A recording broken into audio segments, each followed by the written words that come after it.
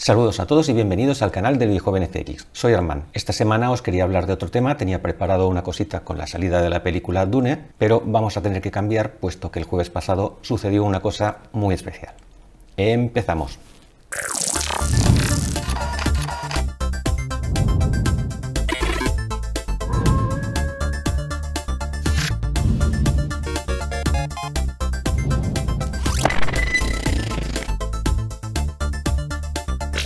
Pues la cuestión es que el jueves pasado falleció Sir Clive Sinclair, el creador de uno de los ordenadores que a mí más me ha marcado en toda la vida, el Sinclair ZX Spectrum. Como ya sabéis, pues Clive Sinclair siempre ha sido un tipo un poco estrafalario, con sus propias locuras, pero que aún así no dejó de ser un genio. Este británico que nació en 1940, pues en los años 60 ya montó su propia empresa, Sinclair Radionics, en la que desarrolló pues montones de cosas, desde mini radios que tú podías comprar el pack, te lo podías montar tú todo en casa, creó la calculadora más pequeña del mundo hasta ese momento, hizo un reloj chulísimo, que era todo digital, negro, una chulada de reloj, y otro de sus inventos estrellas pues fue un mini televisor, canijo, pero que era una pasada también. Algo que muy poca gente sabe es que también participó en el desarrollo del ordenador New Brain, Grundig New Brain, pero que hubo un cierto momento que él dejó el proyecto y se marchó. Ahora, eso sí, el New Brain tiene un look y algo que recuerda muchísimo a los Sinclair ZX Spectrum. Pero cuando el Tito Sinclair, le digo Tito porque coloquialmente todo el mundo lo conoce como el Tito Sinclair, pues eso, que cuando el Tito Sinclair decidió que los ordenadores eran muy caros, empezó a pensar a ver cómo podía solucionarlo. De toda esa movida salió pues uno de sus microordenadores, en este caso fue el primero, el ZX80. Sinclair tenía en la cabeza que quería un ordenador muy barato, que llegase a todo el mundo y sobre todo que costase menos de 100 pounds, menos de 100 libras. Cosa muy difícil en esa época porque cualquier ordenador costaba una pasta. Mientras en Estados Unidos pues tenían a Steve Jobs, a Bill Gates, que estaban con todas sus paranoias, sus locuras, luchando entre ellos, haciendo evolucionar el mundo de la informática, pues aquí en Europa en principio no había nada. Ese primer microordenador, el ZX80, pues nació justamente en el año 80. Era un ordenador limitadísimo, solamente tenía un K, pero hizo algo que no hicieron muchos de los otros ordenadores y microordenadores que salieron durante la época. Y es que atrajo a muchísima gente que en principio nunca hubiese pensado en tener un ordenador, pues a comprarse uno y tener uno en casa. Este microordenador es una cucada de microordenador, ya siempre lo he dicho. Miré comprarme uno, pero son carísimos. La verdad es que son muy caros. Entonces, como ya os expliqué una vez, pues yo lo que hice fue hacerme un clon, que es este que tenéis aquí. ¿Es bonito o no es bonito? Tuve muchos problemas porque la placa parece que tenía algún defectillo, alguna cosa rara, pero al final conseguí solucionarlo y ahora funciona perfectamente. Si queréis más información, pues pulsáis aquí y veis todo el vídeo de cómo hice el proceso de construcción de este micro. Pues el Tito Sinclair no podía estar quieto, así que un año más tarde, en el año 81, sacó su nuevo microordenador, el ZX81, una versión mejorada del ZX80 que también se vendía de dos formas. Te lo podías comprar como un pack completo ya montado, o te lo podías comprar todo desmontadito, un poquito más barato, y montártelo tú todo en casa. Este sí que ya empezó a picarle a la gente y este microordenador sí que fue masivo. Este lo llegó a tener muchísima gente. En otro vídeo ya lo expliqué, que en el año 84-85 pues yo quería este ordenador porque lo vendía en una de las tiendas que eran muy conocidas en la época, Miró, y como ya estaban saliendo muchos modelos nuevos del ZX Spectrum, pues este lo tenían rebajadísimo de precio, a 9.000 pelas. Me volví loco, recorrí muchos sitios en Sabadell, en Terrassa, y nada, estaba todo agotado. Así que yo me quedé sin esta pequeña maravilla, pero bueno, como todo tiene solución, si no fue en esa época, pues fue hace un par de años.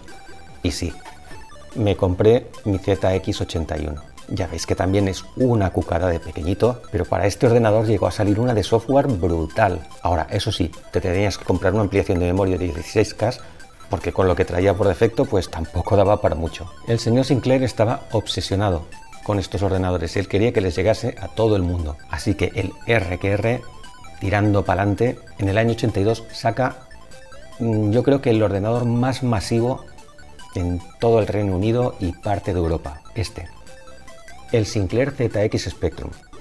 Este es el Sinclair ZX Spectrum 16K y este fue mi primer ordenador. Después de haber intentado comprar el ZX81 por todos los sitios y no encontrarlo, pues nada, 6 meses después, este me lo encontré en el videoclub de aquí del pueblo de segunda mano, a un precio bastante más razonable de lo que costaban originalmente, y no pude evitarlo y en casa me lo compraron. Este micro sí que fue para mí el que me abrió las puertas al mundo de la informática, al mundo de los juegos, aunque como yo siempre os he dicho, yo he estado interesado en los juegos hasta cierto punto, o sea, he sido un jugón, me ha gustado jugar, soy malísimo, pero muy malo, pero he jugado mucho, pero lo que a mí me gustaba era ver gráficos, era ver cómo estaban hechos esos gráficos en esos juegos. Y este micro pues me dio la oportunidad de tener cientos de juegos, podía ver cientos de gráficos, me dio una oportunidad de tener programas como el de Artist, que era un programa de retoque de dibujo brutal para la época, me dio la oportunidad de tener mi primer lápiz óptico en el año 86 o una cosa así, o sea que yo ya dibujaba en pantalla. Pero este micro a mí se me quedó corto al cabo de un año y pico. Tener 16K estaba muy bien en un principio, pero los programas estaban saliendo ya todos para 48K. Así que en casa hicieron un esfuerzo otra vez y me compraron esto. El ZX Spectrum Plus. Este ya tenía 48K. Además de un teclado, pues que ya no era algo típico gomas, era igual de malo, pero bueno, la sensación era un poco más buena. Con este ordenador y con 48K pues ya podía hacer bastantes más cositas. Ya os digo, mientras la mayoría de los niños de aquella época, de los chavales, pues se dedicaban a jugar con estos ordenadores, pues yo jugaba, como os he dicho, pero también intentaba programar. Intentaba hacer mis pequeños programitas, aprender de los que salían en las revistas, crear mis propios gráficos, o sea que en un principio esto fue la semilla de lo que después fue mi trabajo. El Tito Sinclair no estaba muy contento, él quería hacer ordenadores para que la gente trabajase, no para que la gente jugase. Pero bueno, es que ahí está su éxito, o sea, consiguió un ordenador que entró en millones de casas y que trajo a montones de gente hacia la informática, algo que era totalmente no desconocido, pero algo que era muy limitado en Europa y sobre todo aquí en España. A partir del momento que el ZX Spectrum tuvo tanto éxito, con tantos juegos y tantos programas, pues empezaron a salir ordenadores por todos los sitios, empezaron a salir micros, pero a montones. Unos tuvieron más éxito y otros tuvieron menos éxito. Había muchos afortunados que tenían el Commodore 64, que con un chip de sonido brutal y con unos gráficos bastante decentes, pero con una paleta de colores horrible. Habían los que tenían el Amstrad CPC 464, que era un muy buen ordenador, pero que no estaba nada aprovechado, que tenía una paleta de colores brutales, pero unos pixelotes enormes, el sonido no estaba mal. Estaba el MSX, que sufrió la desgracia de tener el Spectrum al lado, y casi todos los programas y juegos que salieron para este ordenador pues eran ports directamente del ZX Spectrum. Así que el MSX pocas veces pudo aprovechar todo su potencial. Y después habían algunos que ya eran pues los desterrados. La gente que tenía algún Oric, la gente que tenía un, yo qué sé, es que habían muchos ordenadores que eran prácticamente desconocidos. Un Dragon. Como veis, el Tito Sinclair era una mente inquieta que, pese a su mal carácter, pues él insistía. Él quería sacar sus ordenadores, sus productos y hacer unos productos de una calidad muy buena, pero sobre todo a un precio asequible. Él continuó avanzando, sacó el Sinclair 128, que era una máquina prácticamente como el Spectrum Plus, pero con 128K de memoria. Llegó un momento que dijo, hasta aquí, ahora voy a sacar el mejor ordenador que he sacado hasta el momento, y este ordenador sí que va a ser para trabajar en oficinas y nada más. Aquí no van a haber juegos y no va a haber nada. Así que sacó el Sinclair QL. Un ordenador que yo no he tenido, pero por lo visto es la leche, pero que tuvo tantos problemas de retrasos, de no estar bien acabado, que fue un fracaso. Para una vez que Sinclair se mete a fondo en un ordenador que él quería que funcionase bien, pues no funcionó tan bien como él quiso. Y si eso no fue la gota que colmó el vaso, pues encima él estaba obsesionado con los coches eléctricos, los vehículos eléctricos. Así que durante todo este tiempo y con el dinero que fue amasando con los microordenadores que le dieron tanto éxito, pues iba investigando en su coche eléctrico el C5, cochecito del que al final no sacó muchas unidades y que fue también un fracaso estrepitoso. Sinclair llegó a un punto pues que no le quedó más remedio que vender su empresa.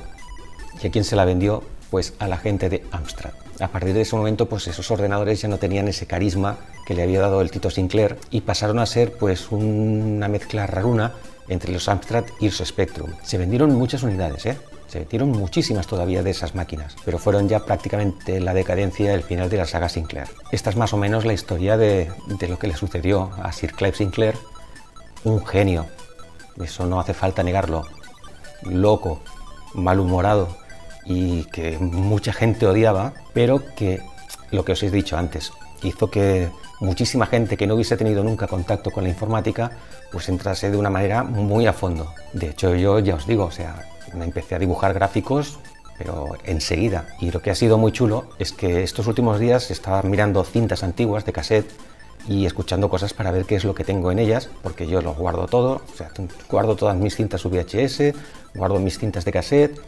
¿Y por qué guardo mis cintas de cassette? Porque en la época, claro, hacer fotografías era muy difícil, o sea, tú tenías que tener una cámara con carrete. Normalmente no te gastabas dinero en poner una carrete y hacer fotos de todo lo que tenías. Así que yo lo que hacía muchas veces era grabar cosas, grabar mis voces, grabar a mis amigos, cosas así. Así que tengo cintas de a lo mejor hace 40 años en las que salgo yo hablando de pues cuando tenía 10, 11 años. Con su energía mortal, a toda velocidad, sus puños vuelan y de su pecho un rayo fatal lanza sin cesar. Mazinger Z, Mazinger Z, Mazinger, sí. Después ya tengo cintas de cuando tenía 13, 14 años, que se me nota el cambio de voz, y tengo cintas pues ya más modernas de cuando tenía 17, 18 años, y bueno, pues con mis colegas y haciéndonos unas risas. Pues entre todas estas cintas siempre tenía yo cosas grabadas de las cosas que hacía con el Spectrum, y estoy intentando recuperar a ver si pillo alguna. Eso era la complicación de la época, tenías que grabarlo todo en cinta y no era tan fácil, o sea, porque normalmente grababas, desgrababas y a veces machacabas muchas cosas sin querer. Pero bueno, he tenido suerte y he recuperado una cosita. A mediados de los 80 se hizo un juego que era muy raro, el Deus Ex Machina, un juego que hablaba sobre la evolución del humano, toda su vida. Era una cosa muy rara que además venía con un cassette con la música, o sea, porque el Spectrum no tenía posibilidades de tener una música a la vez que tenías los sonidos, a la vez que tenías los gráficos.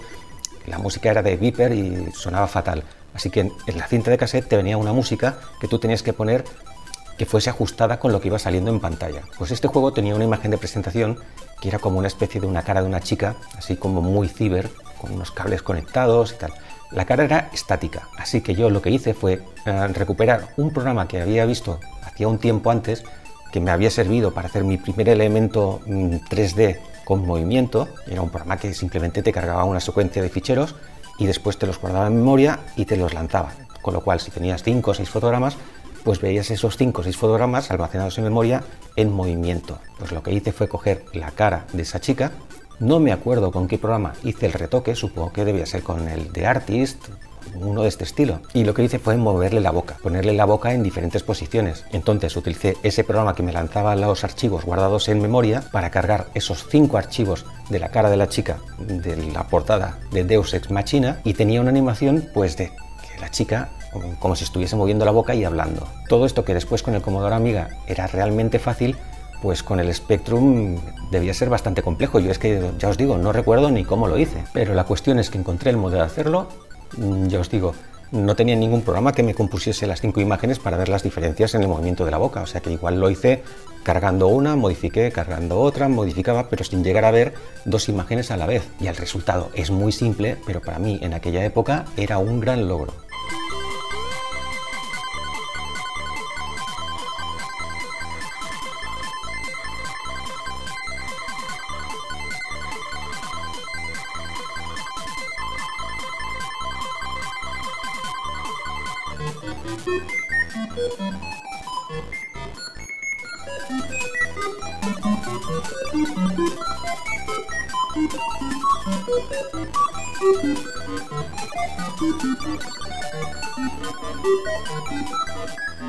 El Tito Sinclair, después de dejar su empresa, pues siguió dedicándose a sus cosas. Siempre se ha dicho que ha sido un juerguista, se divorció de su mujer y normalmente se le veía siempre en fotos con chicas así mucho más jóvenes que él, siempre de fiesta, siempre de parranda.